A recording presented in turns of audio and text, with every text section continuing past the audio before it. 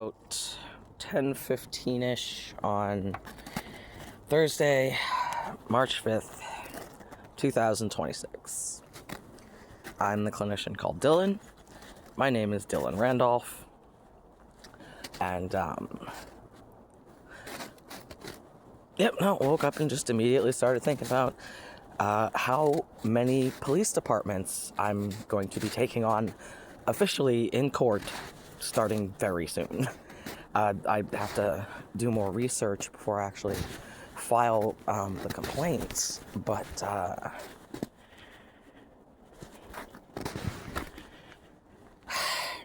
that patch of snow is covering a grave that belongs to someone who is a member of the Braintree Police Association. Frequently sleep directly next to a cop's grave because it's in between the parking lot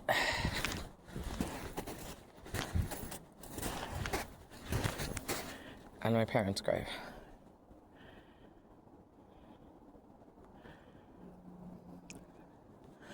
So my mother was dying when I came home in May of 2023.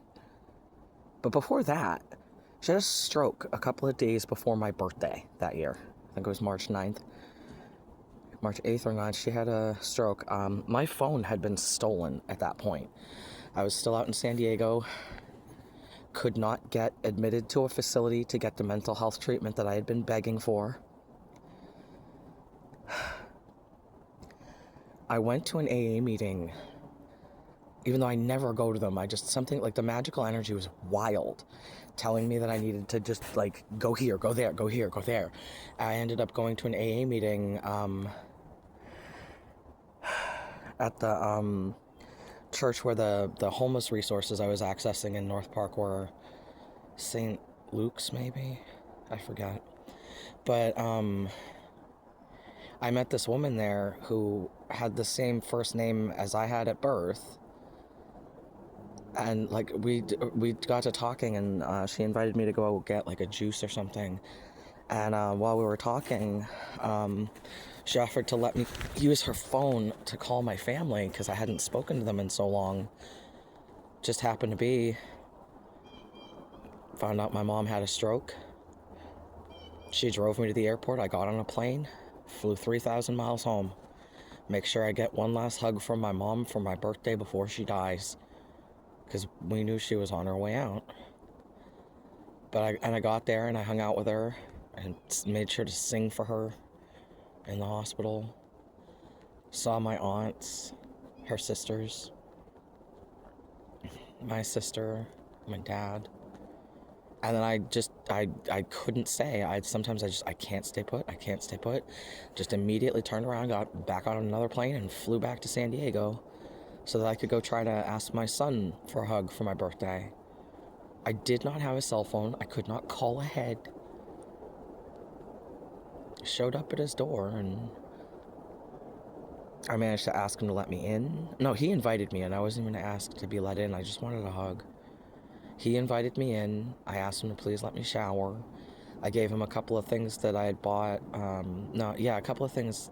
One of them was a shirt that Heather was giving him as a gift. He let me take a shower. I remember, I was trying so hard to say, Devin, can I just have a hug? And for some reason, instead, I asked him if he wanted a kitten for his birthday. That's the communication problem I keep trying to explain. Desperately, all I wanted to say out loud was, Devin, can I please just have a hug for my birthday? And what came out was, do you want a kitten for your birthday?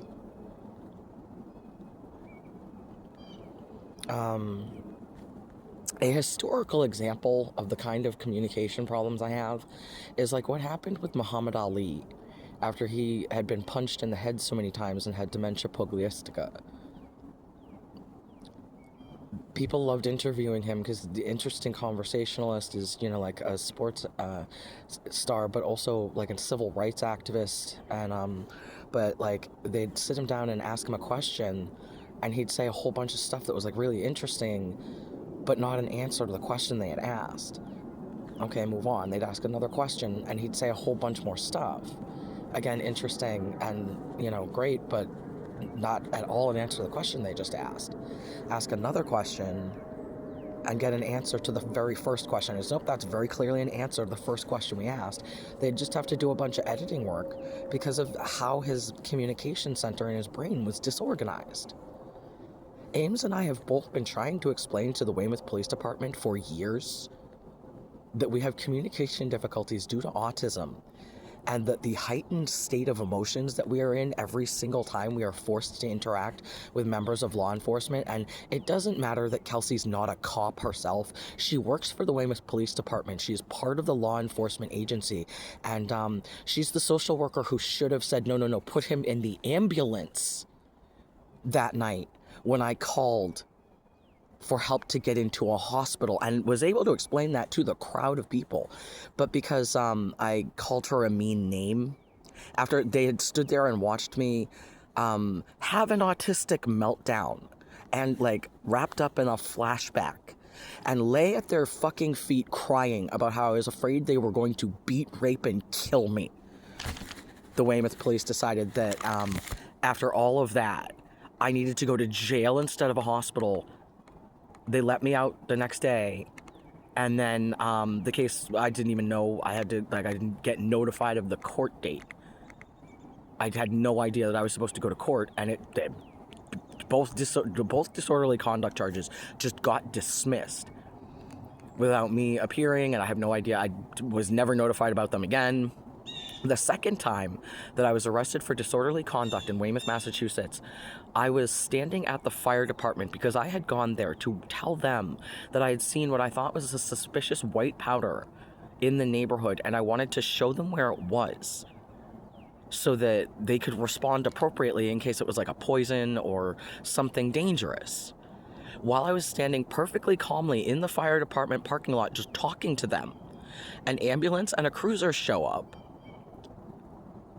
And I'm like told that like I'm being arrested for disorderly conduct or something, for just being in my own neighborhood. I was literally bringing milk and bread home from the 7-Eleven on what was that, C Street, right around the corner from where I live. And they were told that I'm like not allowed to be in the neighborhood that I live in. This was before the restraining order was filed. I can just prove that I have been being harassed by people in my neighborhood, and that the police are, at this point, I think, encouraging it. Because let's just think about this.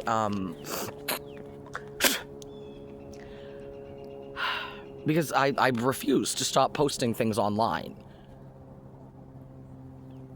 I've been a social media content creator for years. Yeah, I'm unknown because the algorithms, like Facebook suppresses me. TikTok has just outright banned me at this point because of the way that I approach talking about the problems. It's too aggressive. It's too upsetting. Sorry, that's my trauma you're feeling. I grew up in this racist fucking white town. And the actions of the Braintree police on October 22nd, yeah, I can't prove that it was racism, but yeah, no, I can prove misconduct. I can prove that they did things wrong that resulted in harm to me. I can prove that they made bullshit up. Because my mother insisted on teaching me about my rights. We didn't get along, but she loved me, and she was proud of how intelligent and driven and stubborn. Like my dad would watch me and my mom argue, and he'd just shake his head and be like,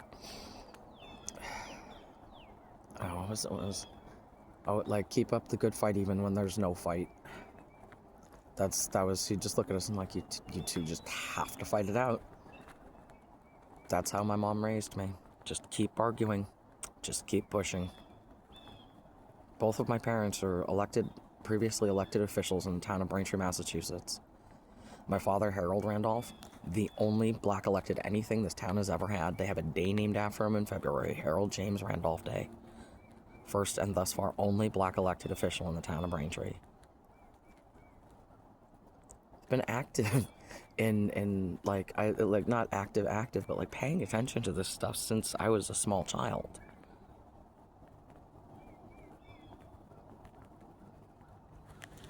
Yeah.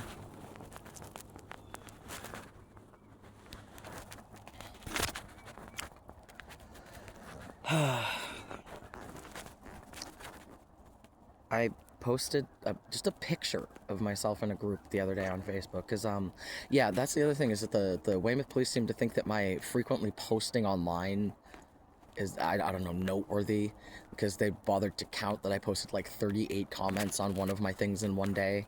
They simply do not comprehend my social media presence.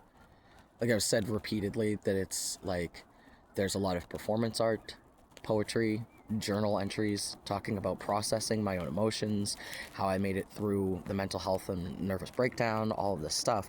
They're trying to use a resource that I use to like one, regulate my own emotions and demonstrate for other people how it's done as evidence that I shouldn't be allowed to have the emotional support animal that yeah, I can prove that at the very least the person who called the Weymouth police and filed a false report about me abusing my cat, I can at the very least prove that she's a highly unreliable narrator and that her testimony cannot be trusted. Why didn't she just call 911 in the first place? If this woman, she claims that she saw me like violently, physically abusing my cat on the sidewalk, why would she call the Weymouth police instead of 911 or the Brighton police? Why was that call originally logged as just an emotionally disturbed person in a park, and then later, after I asked for my cat back 5 days later or 6 days later when I got to the hospital, why was it then changed to an animal cruelty charge? She lied from start to finish about what happened that day. The only true thing that she said was that she sent me money. She lied about why she sent it. And the text message that I sent back through Cash App, the first one, the only one, saying, yeah, she refused to give, oh, that's right. There was a witness that can confirm that her testimony is just false. And I can prove that very easily. I'm going to get that information to my lawyer before I talk about it publicly online, because I'd want the police to be embarrassed by how fucking stupid you all are. Not that you're all stupid, sorry, just angry. Oh yeah, I keep trying to explain to people that I have dissociative identity disorder. When my voice abruptly changes, yeah, that's a brief personality shift. I'm being discriminated against because of my mental illness. And I can prove it. So, yeah. This is one of the places I come to pray. Talk to my mom. Pray for guidance.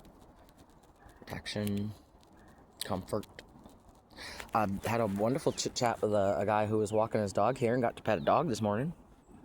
Just trying to think of the positives, because I gotta go do things that are intimidating and frightening again.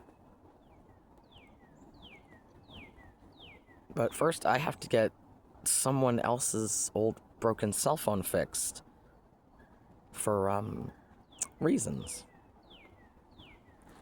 Yeah. But yeah. Oh, right. So yeah, that woman watched me almost get hit by a car in a crosswalk. That's how our interaction started. She claims that I just walked up to her and asked her for money and she just gave me $250. No. How did she know to call Weymouth in the first place? That's interesting, right? We met in Brighton. She doesn't know me. The only reason we met was because I walked up and asked her for money and then apparently started attacking motorists. Yeah, no. She watched me almost get hit by a car, helped prevent me from getting beaten up by the guy who stopped his car to come at me because I cussed him out when he went around me while I was holding the kitten in the crosswalk. And then, like, she made up all of this other stuff. And I can prove it.